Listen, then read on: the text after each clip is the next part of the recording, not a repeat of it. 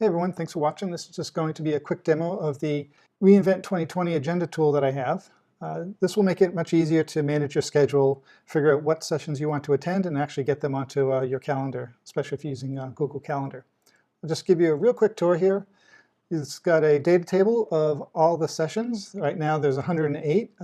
Eventually that will get bigger when they fill in these broadcast sessions, which are not yet released, but eventually those will expand out.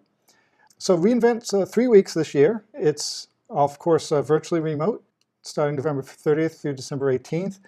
The event is spread over following the sun, so there's basically 3 different time zones, and they repeat everything in each time zone.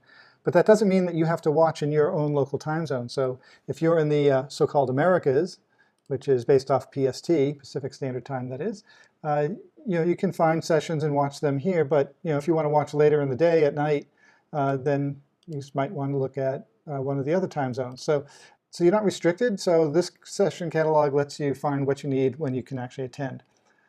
Table's kind of obvious. You can sort and filter on things, of course. To sort by region, to filter by region, you can just click that and it'll get rid of everything except for the Americas, or I can add Asia Pacific in and so forth. It can filter on the types of information.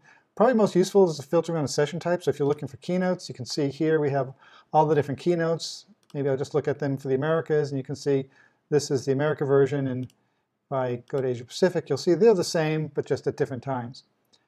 The most important part of this particular tool here is that I look at your browser settings and pick up the time zone. So for me, I happen to be in Eastern Standard Time, and so everything that's presented will automatically be converted to my time zone, so I can really understand what time it's looking at and not have to do the mental arithmetic, especially if it's in a region that's not one of the standard AWS regions.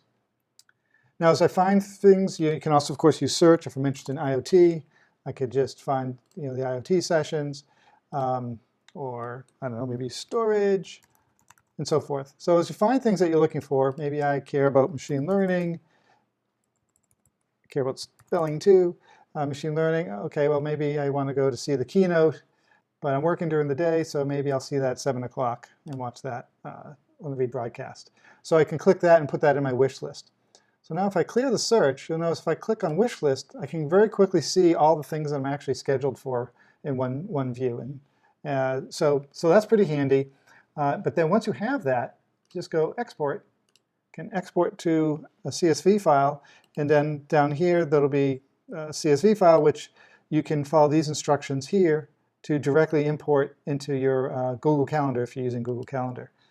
So that's pretty easy, and I think that's kind of all you need to know. If you have any questions, certainly feel free to reach out on Slack or Twitter, and I hope that this is insanely useful for you.